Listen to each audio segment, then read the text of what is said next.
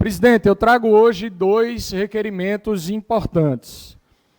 O primeiro dele pede à diretoria, à presidência da CTTU, ao Poder Executivo Municipal, que proceda com a extinção do atual sistema de estacionamento rotativo pago, chamado Zona Azul, implantada aqui no município do Recife, com vistas à reavaliação da sua eficácia, da viabilidade econômica, social, urbana, o impacto social e o modelo de gestão. Eu peço apoio de todos os pares e atenção para que a gente possa ajudar a reconstruir essa política pública que hoje é falida, que não tem propósito e não cumpre propósito nenhum.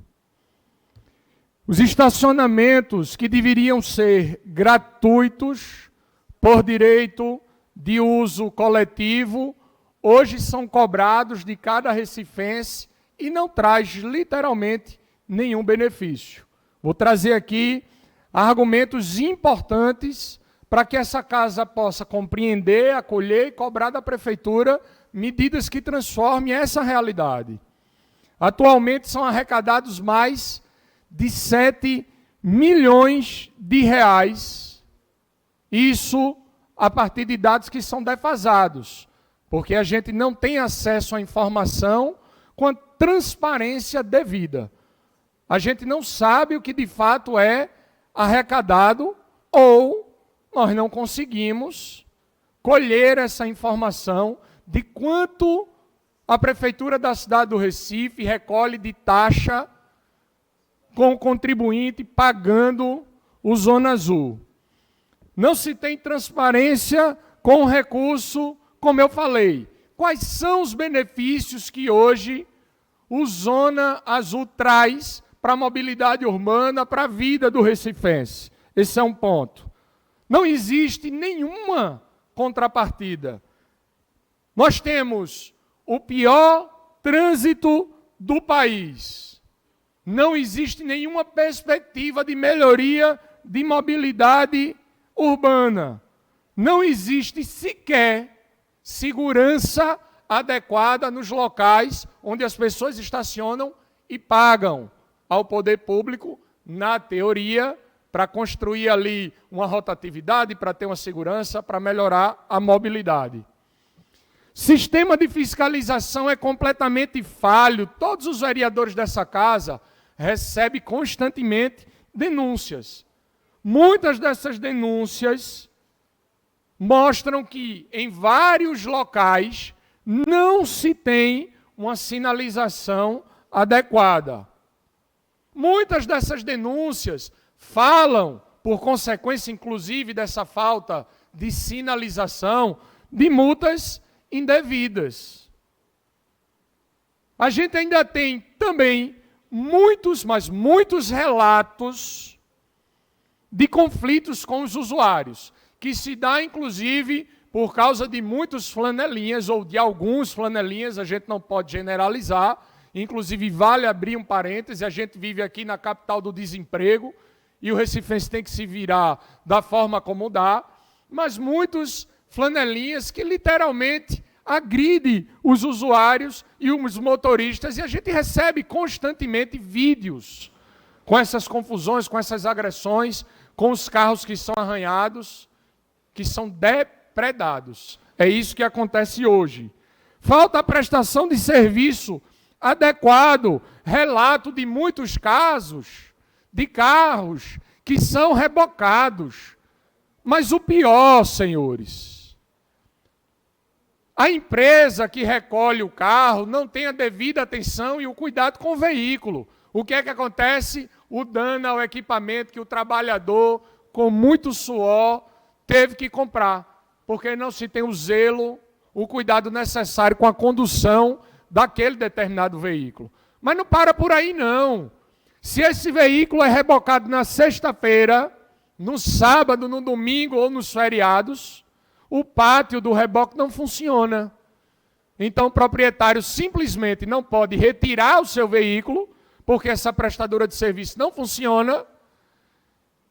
E para piorar toda a situação, o proprietário ainda tem que pagar a diária porque o veículo dormiu no pátio. Um absurdo. Além de tudo isso, vale salientar e registrar mais uma vez a necessidade de cada pessoa ter que lidar com os flanelinhas. E aí eu relato, é pontual, mas as agressões existem. Política pública se estrutura a partir do processo de escuta com a sociedade. Tem melhoria na mobilidade, as pessoas estão satisfeitas com o Zona Azul, tem segurança, os flanelinhas são abordados, existe um controle, uma administração em cima disso, as pessoas estão tendo seu carro rebocado sem nenhuma comunicação prévia. Nós precisamos atentar que existem alternativas mais justas. O Zona Azul, ele é um serviço público cobrado que não entrega nada para a população. E a gente não pode aceitar e tolerar esse tipo de situação, mas escuto com atenção o vereador Eduardo Moura, passando a parte para Vossa Excelência. Obrigado, vereador Felipe Alecrim. O senhor falou aí do Zona Azul. O Zona Azul, eu me lembro que dizem que é democratização das vagas de estacionamento na cidade do Recife. Eu fico pensando como pode ser democrático, primeiro você cobrar. Onde é que é democrático? Não falam tanto que tem pessoas que não têm o dinheiro para pagar e que democratizar e deixar de graça? Então, primeiro ponto que eu não entendo. Segundo ponto, todo mundo paga imposto para estar na rua, né? Você compra o seu carro, sua moto, tem que pagar o imposto na compra e todo ano pagar o danado do IPVA. Ah, é estadual, eu sei, mas paga. Veja, eu sou o mesmo cidadão, eu pago. E aí eu tenho que pagar para ter uma vaga na rua. Mas quando eu chego nessa vaga, se eu der sorte, não vai ter cone, pedaço de madeira, pneu colocado por flanelinha. Para fazer eu pagar pela vaga, ao flanelinha e ao Zona Azul. Vamos supor que não tem o flanelinha. Aí eu vou lá e tenho que pagar o Zona Azul. Vai para onde esse dinheiro? Salvo engano, é uma taxa. Taxa tem que ter destino. Tem que ter endereço certo. Vou gastar a taxa com isso. Vai para onde? E aí eu estendo a discussão.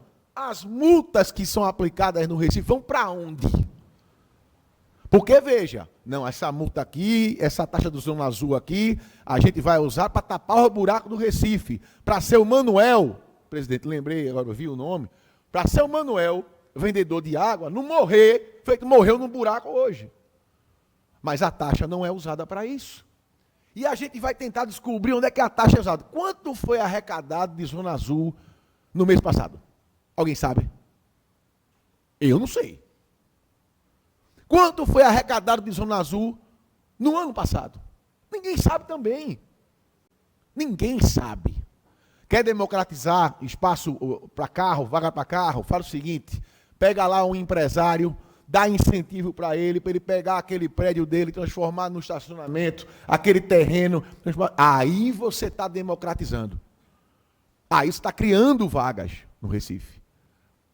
Mas o que a gente tem visto, principalmente nos dias de domingo, ao redor ali do Marco Zero, perto ali da Folha de Pernambuco e tal, a gente tem visto flanelinha colocando coisa lá para poder dizer que a vaga é dele, extorquindo e ameaçando. Se for mulher e idoso, ameaça. Eu tive uma confusão com flanelinha que pegou uma pedra para atirar em mim, lá em Boa Viagem. Por quê? Porque eu passei por lá, ele estava ameaçando uma mulher, eu parei meu carro, fui botar na vaga, pronto. Aí ele achou que podia vir para cima de mim. Aí arrumou um doido, né? Arrumou um doido, deu ruim para ele. Mas isso eles fazem com mulher, com idoso. Então, não podemos mais permitir isso. Eu acho a ideia maravilhosa. Vereador Felipe, obrigado. Obrigado, acolho o seu à parte. Enquanto falta um trânsito de qualidade, Recife tem o pior trânsito do país. Enquanto falta transparência com recurso arrecadado, com essa taxa do Zona Azul. Enquanto falta transporte de qualidade, sobra cobrança de Zona Azul. E nós não podemos tolerar isso. Era isso que eu tinha a dizer, presidente. Gostaria do tempo restabelecido para discutir o próximo requerimento. Presidente, suba essa tribuna para falar sobre o requerimento que pede para que sejam estudadas e implementadas medidas a fim de se abster de firmar parcerias, convênios e ou patrocínios com empresas de apostas e jogos online, casas de apostas bets, visando preservar o interesse público, a proteção social e o bem-estar da população. Traduzindo em miúdos, esse requerimento pede que a Prefeitura da cidade do Recife não faça nenhum tipo de convênio, não aceite nenhum tipo de patrocínio com essas bets.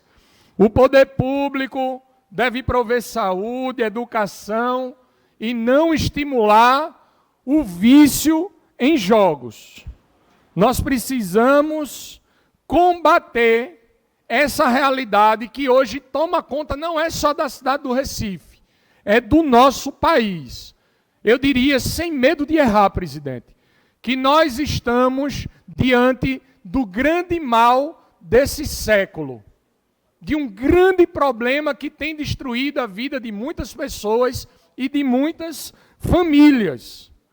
Não se pode realizar parcerias com essas empresas de jogo online. É incompatível com a função pública. A Organização Mundial da Saúde classifica o vício em apostas como um transtorno grave. Vereadores, estou trazendo dados importantes. As bets operam com mecanismos viciantes. Isso é claro, existem estudos provando isso, e a gente não pode tolerar que a prefeitura faça parceria com essas empresas. É um absurdo que a prefeitura aceite esse tipo de patrocínio. Patrocínio dessas empresas que lucram em apostas contra o povo, que promovem o vício das pessoas e destroem vidas, destroem famílias. Sem falar que há pouco tempo a prefeitura concedeu, com a aprovação dessa casa e meu voto contrário, 60% de redução do imposto que é cobrado dessas bets. Não bastava só receber o patrocínio, a prefeitura ainda abriu mão de arrecadar imposto e reduziu em cerca de 60%, facilitando, promovendo a atuação dessas empresas que destroem vidas. Não é possível que não se perceba que a saúde financeira da população, a saúde psicológica, está sendo afetada. Estudantes, desempregados, aposentados e até pessoas que recebem benefícios, a gente já tem dados sobre isso, estão gastando o pouco que têm nesses jogos online. E aí, presidente, eu quero abrir uma série de aspas, porque a gente trouxe algumas matérias e alguns dados. Relato da matéria do Globo, do dia 5 de abril de 2025. Vício em bets e jogos de aposta online afetam famílias, mercado de trabalho e economia. Jogos de aposta online têm atraído milhões de brasileiros, mas para muitos, essa prática virou um problema sério. Uma mãe relatou que a filha teve R$200 mil em prejuízos. E outra mulher falou que o casamento terminou por conta do vício do marido. Uma mãe que prefere não se identificar, diz a matéria, viu a filha perder tudo em apostas. Abre aspas, olha o que disse a mãe. Ela precisava de um material para a faculdade e pedia dinheiro para mim e para o pai ao mesmo tempo. Achei estranho e comecei a investigar contra a mãe. Depois de 1 ano e meio, diz a matéria, veio a descoberta. A jovem estava viciada e deixou até de se alimentar para sustentar o jogo. O impacto financeiro foi devastador. O prejuízo, segundo a mãe, passou dos R$200 mil. Agora, olha o que diz o psiquiatra Antônio Geraldo da Silva, presidente da Associação Brasileira de Psiquiatria. Ele alerta para os perigos desse hábito. Abro aspas. Psiquiatra, tá? As pessoas começam achando que vão ganhar dinheiro fácil e passam horas apostando. Isso afeta o funcionamento do cérebro de forma semelhante às drogas e ao álcool. Nós podemos incentivar essa prática? Eu pergunto a vossas excelências. Ainda, o psiquiatra, abre aspas, quando alguém tem tendência ao descontrole dos impulsos, pode perder o controle também com álcool e as drogas. Com as perdas nas apostas, podem surgir quadros de ansiedade e depressão, frequentemente associado a outras dependências. Ou seja, o problema com o vício dos jogos remete a pessoa a se viciar também com álcool e com a droga. Segundo ele, o tratamento exige um acompanhamento especializado. O tratamento não é simples, pode incluir medicamento aliado à psicoterapia. Ele relata aqui que para recuperar essa pessoa é uma tarefa difícil demais. E avalie isso nas unidades de saúde e nos CAPs aqui da nossa cidade, tá? A matéria Veja também traz uma série de dados. Infelizmente, no Recife, o prefeito João Campos reduz em quase 60% os impostos dessas bets. E ainda por cima, conta com o patrocínio dessas empresas para realizar as festividades. Mas olha essa matéria. A matéria da Veja de 27 de junho de 2025. A saia justa da deputada federal Tabata Amaral com o namorado, o prefeito João Campos do Recife. Caso aconteceu após o post nas redes sociais. Após tecer críticas ao patrocínio deste site de aposta, a festas juninas de São Paulo, da cidade de São Paulo, Tabata Amaral, do PSB de São Paulo, acabou ficando em uma saia justa com o namorado João Campos. Em uma publicação nas redes sociais intitulada Bet é Cultura, a deputada acusou a prefeitura de usar o São João de São Paulo como uma peça de divulgação de um mercado bilionário. Corajosa.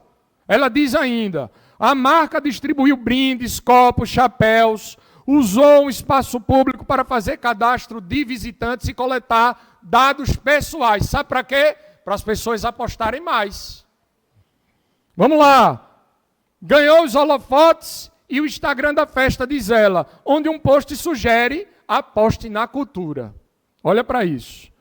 Escreveu ela no post, que foi apagado minutos depois, levantando alguma suspeita. E aí cabe, com toda reverência e respeito, dizer que depois foi repostado essa mesma postagem, essa publicação hora apagada. Ou seja, teve coragem suficiente, colocou os princípios na frente, inclusive das relações pessoais, porque reconhece o estrago que esses jogos online fazem na vida das pessoas.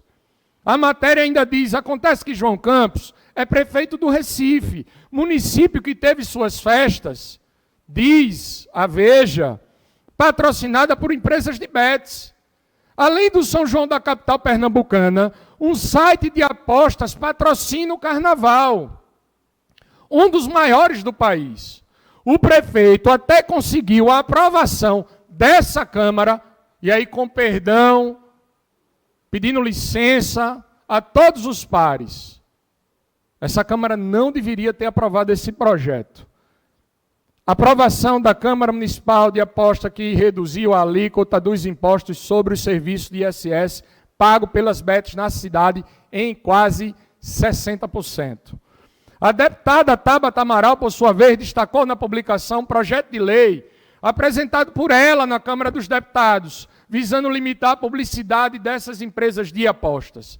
Eu não visaria limitar, eu visaria encerrar mesmo, acabar com qualquer tipo de patrocínio, de publicidade, com qualquer tipo de trabalho que impulsione esses jogos online. Vamos lá. Nós escolhemos outro caminho. Ela fala aqui que mesmo diante da epidemia de vícios, a prefeitura deu palco e prestígio a uma casa de apostas. Ela disse que escolhe um novo caminho. Ela propôs na Câmara, junto ao gabinete compartilhado, um pacote de leis para proteger os vulneráveis, reconhecendo, inclusive, que os mais afetados são os mais vulneráveis. Limitar a publicidade e cortar os laços entre o poder público e o setor bilionário, diz ela, é necessário. São João é alegria, é raiz, é encontro, diz ela. Não pode ser palco para quem lucra com o desespero das pessoas, disparou a deputada federal, que tem aqui o meu aplauso. O post foi apagado, como eu disse, e depois voltou para o ar. Eu quero terminar essa discussão pedindo o apoio de todos os pares para que a gente aprove esse requerimento. e que essa casa dê recado ao prefeito, que aqui os jogos online no Recife não se cria. Quero dizer a cada vereador e ao povo da cidade do Recife, quem lucra com o vício dos jogos aposta contra o povo. Era isso que eu tinha a dizer. Obrigado, presidente.